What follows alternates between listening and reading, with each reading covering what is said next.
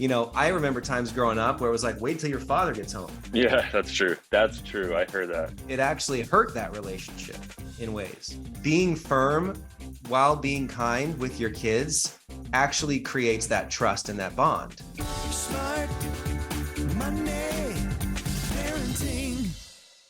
All right, parents, welcome back to another episode of Smart Money Parenting. I'm here with my buddy Chad today. I feel like whenever Chad talks, there should be a microphone coming down from the ceiling of the center court of the basketball. He's got his radio DJ voice. I love it. You like my voice. I appreciate that. I've never heard that, but I'll take it. Well, it's usually when you're saying, welcome back to Smart Money Parenting. All right. So today, what are we talking about today, Chad? We're talking about the two words that create healthy, mentally healthy, and just really strong, successful kids. And that is firm and kind. Firm and kind, a parenting style and technique that really will shape your kids to be successful, strong, and healthy future young adults. Firm and kind. So, Scott, what does firm and kind mean to you as a combo? What does that mean? Yeah, well, this was definitely one of the themes of both of our books, right? Smart Not Spoiled for you and Value Creation Kid for me, like being both firm and kind and loving, right? Setting structure, being clear, being firm with kids actually gives them safety and trust and confidence, but also being kind, being loving, letting them know you always are for them. You always are you're on the same team, firm and kind together. And Dr. Amen actually said this recently. He put a couple of posts out on social, and he's the doctor to the stars. He's a brain doctor. He's done over 20,000 brain scans. I met him starting a couple years ago. He's local to me out here in Orange County, California. Yeah. Very well known. He is very well known, and he's highly respected. And he mentions this, and it's really gone viral. And right now we're getting him a copy of Value Creation Kid because it's literally, he just explained the book. It's like helping kids solve their own problems and being firm and kind as you raise them is the best way to create mentally strong and healthy kids. Okay. That is the critical piece. But I think the biggest question parents have is, how can I be firm and kind in the same breath? How do I do that at the same time? And the best leaders in the world, the best CEOs and the best executives in the world have this firm and kind ability. I mean, Chad and I would not put these as level 5 leaders like Jim Collins talks about. Level 5 leaders have this ability to set structure, keep people accountable, be firm and clear, but also be other oriented and kind and trusted and respected and all about the success of their teams, right? It is this incredible dichotomy that can be worked together. Those are the people that we all want to work for. Someone who's firm and kind together as one. And that's what we're talking about with you and your family. That gets the most results in business by far. When a leader is too firm, they become like a tyrannical dictator, right? Everyone's scared of them. That doesn't create the best results. And then when a leader is falling on too kind without actually structure, just a pushover, just an enabler. Yeah, that's not someone you want to leading your company to drive you forward to success. That's somebody you can take advantage of. Honestly, that's someone you don't trust because they probably won't tell you the truth. They're just trying to be too nice. So the best leaders have firm and kind together as one. And that's what we're talking about with parenting. The way we talk to our kids should be both firm and kind together. The kids' response should be one of, I trust mom and dad to have my back because they love me, but they also have expectations for me. I just thought of a situation a long time ago where one of my kids was on the phone or the iPad too long, and they were on it too long. They kind of got sucked in, and they'd gone beyond the allotted time. And I took it away and I said, I'm doing this because I love you, but you're off screens for the next 3 days, and you're gonna detox yourself a little bit and learn a lesson because you literally just went too far. And I want you to get off that. And obviously you got too addicted to playing these games. And so we're gonna take a break. And to their credit, their maturity, the next day, they said, "Dad, thank you. I needed that." And it was like, man, I was shocked. It could have been a very angry reaction for me to take their device, because anyone who has kids knows you take a device and often it's like this angry reaction, this tantrum. And instead, it was like recognition that I'm doing it because I love them and I don't want them to be stuck into that addiction of the screen. And literally told me, "Thank you. I actually really needed that." Sometimes in a two-parent household, firm and kind might be one parent is firm, one parent is kind. It's like two separate entities, the bad cop, good cop situation. I think, in our relationship, I'm definitely more firm in a lot of things than Amber, my wife, and she's more of like the fun loving, like, "Hey, let's do whatever, it's fun." And I'm always like, "Well, let's give them some guidelines and make them earn it and make them work a little extra." And so that balance, I think, is great and it's healthy. It's even better when each of us, Yes. especially if you're a single parent, can be both firm and kind.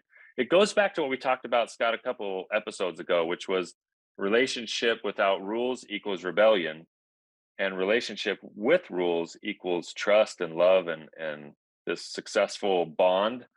So as we're being firm, it's never out of you have to do everything that I tell you. We're not trying to create little robots in the Right. world. Right. But at the same time, we've got to have some structure and some rules and some guidelines. And you've got to hold expectations. Because if I tell my one of my teenagers, I got three teenagers, if I say you have to be home by this time and they're not home by that time, you have a consequence laid out, you better follow through. Like last night, I went to the Lakers playoff game and my son was supposed to be home after volleyball practice at 5:30. He was going to help make dinner for the younger two kids and help put them to bed. And he said, "I have a lot of homework. I'll be home right after practice at 5:30." Well, he didn't get home until like 7:45. He was with his friends after school. Someone needed some help. It was all a good reason.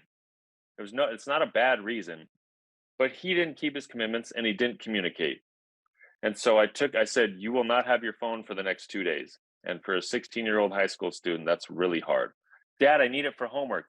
"I'm sorry, you know the expectations. Your phone is going to be in my closet for the next 2 days." And so today it's already like what, 10 o'clock here.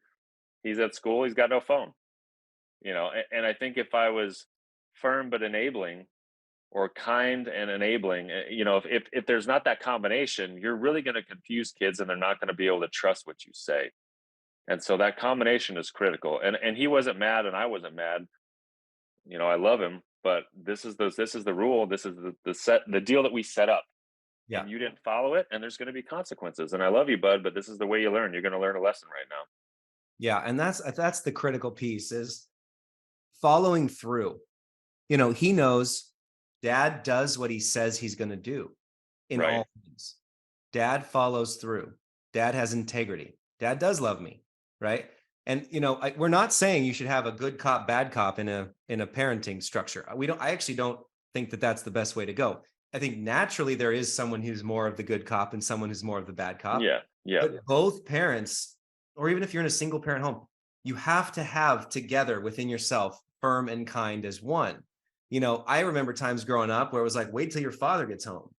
Yeah. That's true. Well, That's true. I heard I that. I gained this fear, it actually hurt that relationship in Yeah. ways.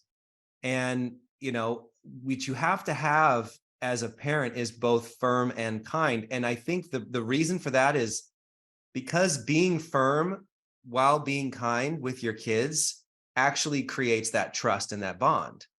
They know that I'm not just being firm to hurt them. I'm not just Right. being firm because I'm a meanie. I'm not just being Right. firm Right. Right. because I don't care. The kindness is what sets up the ability to be firm in a healthy way, right? And at the same time, I'm kind with my kids. They know daddy loves them, right? Daddy will do anything for you. Daddy loves you. But they know that because I'm kind without being firm as well, that kindness is it's soft. Yeah. There's no substance to the kindness without the firmness to back it up, right? You need to have both of them together or else you'll fall off one side of the cliff or the other. If you So really care, you're going to be firm and kind. It's like a coach. coaches a player and tries to correct their mistakes because they believe the player can be better. I remember hearing a quote, a basketball coach saying, "You should really be worried when the coach stops coaching you. The coach stops yelling at you." Like, obviously, I'm not saying always be a yeller, but if the coach stops instructing and critiquing what you're doing on the court, they've kind of said this player is not is done growing. I can't help him. So I think when we show our kids that we do care, we're kind, but we also care enough to say, "Hey, you got to get better, and here's how we're going to help you get better." That's part of coaching. That's part of parenting. Right now, we're trying to be huge on not watching just TV shows with the kids. That's such a tough one because it's like an easy button. It's like, oh, we got a little baby, we got a bunch going on, we got to cook, we got to things we got to do, just throw it on for a half hour. We were really pushing against that because it's just mind numbing and it's not Right. helpful.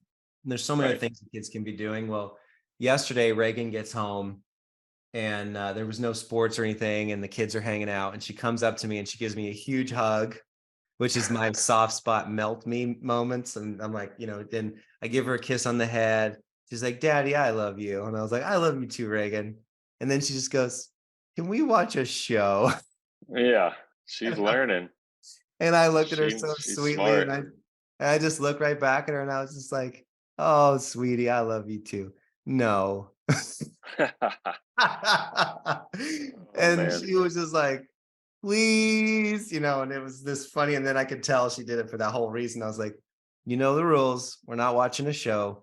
We have so many other things we could be doing. You got homework to do. We got games we can play. You can go out in the backyard and play. We got an hour before dinner." So it was just one of those funny moments, like firm and kind all together in one. That's a And great example. parents are don't worry if you think, "Oh, if I don't do this for my kids, if I don't buy this for my kids, then they'll hate me." Yeah. That is not going to happen. Okay. um Hate's not even a word we allow in the house. Actually, it's a cuss word in our home. But they're not going to rebel and dislike you for the rest of their life. They actually appreciate the structure. They appreciate mom and dad doing what they say they're going to do and being consistent. Yeah, They sticking love. to what you say is important in parenting for sure. Right. And I think a lot of parents are worried about that. They're like, I want my kids to love me. I want them to, get what I can buy them. I want them, but it's bribery at the end of the day. You're Well, bribing. financially, if the kids are asking to buy me this and buy me that, and you keep saying yes every time, you're financially, maybe you're kind, but you're not firm, and the kids are learning like, hey, I can get whatever I want. My parents like they don't give a rip about money. They'll spend anything as long as I ask them in a nice way or I butter them up. And what kind of a financial expectation or entitlement are you creating in these kids by basically never saying no? you know Right. Never saying no to to buying anything that these kids want.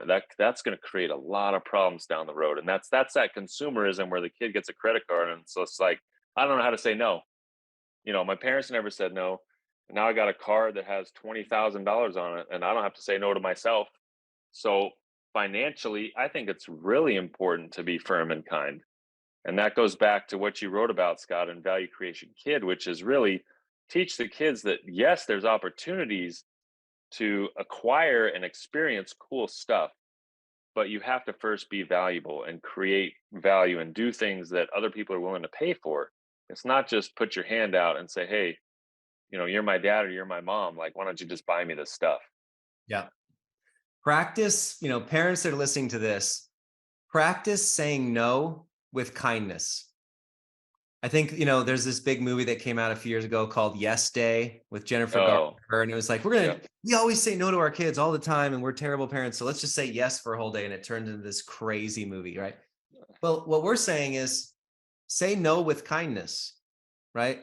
Replace your no with opportunities that they can do, ways they Yeah. can grow and learn more capability and confidence. You know, a parent that just yells no at their kids all the time, that's not kind. But explaining the why between things, replacing it with other opportunities that are healthy for them, right? This is what builds great relationship and capability with your kids, is being able to say no with kindness. There's a lot of ways that nobody, I thank you for asking, but you know what? Here's a great thing we can do instead. that is by the rules, right? Hey, I'm so sorry that you weren't able to do what you said you were going to do. Here's the consequence. And this is why we have the consequence, because in our family, we follow through and we say things. That's being firm and kind. Those words are Yep. both firm and kind together. You said the same thing with taking away the cell phone. I love you, buddy. This was the expectation. You didn't meet it. So here's where it's going to be for the next 2 days in the closet, Yep. right? I'm like, I'm sorry, it's going to be a hard lesson for you. It's going to be harder for us. Like, we can't Yep. communicate with him after practice today, but he's going to have to figure it out. He may have to walk home from school or get a ride, but like that sticking to your word builds more trust. Yep. And I think that's just critical. Oftentimes we quickly say no, but we don't, like you said, we don't give the why, Scott. And one thing we've asked our kids to do when they want to push further, their phrase is, "May I disagree appropriately?" I don't know where my wife found that on some blog, but it's golden. Our kids are like, "May I disagree appropriately?" And I'm like, you know what? I never say no to that. Sure, go ahead. What's your position? Well, the reason I want to go to Billy's house after this is because this, and this, and then I'm like more open negotiating. I'm like, you know what? If you do these extra things around the house and your homework is all done, yeah, you can do that for an hour. And they learned that, like, I can communicate through what I'm feeling and sharing a perspective. And the whole time, like you said, we're being firm and kind at the same time. But I think that opportunity of discourse, especially as your kids get older, for those of you listening who have teenagers, you know what I mean. They're not going to always just accept a no, that, I don't like that idea, or that's not going to work. They want to continue talking about it. And it's good for them to learn that kind of communication and maybe a little negotiation and just a little bit. May I disagree appropriately? It's okay to disagree. Keep that relationship strong. Be firm in what you're doing and be kind. Let your kids know that you care about them. That's so good, man. It's a great, simple rule as a parent. Am I being firm and kind in this moment? If you have to lay down the law, if you have to set the punishment for whatever the issue was, if you feel like you're on the hard side, the hard nosed side, how can I do this by being kind? Right. Right. If I'm in like pure kindness mode and things are going well and I want to help the kids, or we want to go out to dessert, we want to have something fun, am I also being firm with this kindness? Right? Those two together really create the best conversations with your kids that makes them mentally strong and healthy. So that's the goal for you as a parent. And we want to hear from you. We want to hear how you're doing this as a parent, right? Anywhere that you're listening or watching this, give us a comment on how you have used this or how you're going to use this with your family by being both firm and kind together as one. And you can do it. In fact, those are the best parents that have the longest relationships, the deepest relationships with their kids when they leave the house. Those kids remember you as, yeah, my dad loved me and he was firm and kind. My mom, she had the rules, but she loved us. It was great. I love being in the home. I love growing up in that house. And that's what you want your kids to say at the end of the day. So if you guys are using this, tell us how. If you have a friend that one needs to hear this, send it to them. Thanks for sharing the episode. Thanks for sharing this mission to help 50 million kids become financially competent and help 50 million parents succeed. That's our goal. So thank you guys for listening. Thanks for all you do for us. And we'll see you guys next time. Love you guys. We'll see you soon. It takes more than money if you want to succeed. You gotta know what to do with it. You gotta take the lead. You gotta give them confidence. You gotta make them smart. If your kids are gonna thrive, now's the time to start. Smart money.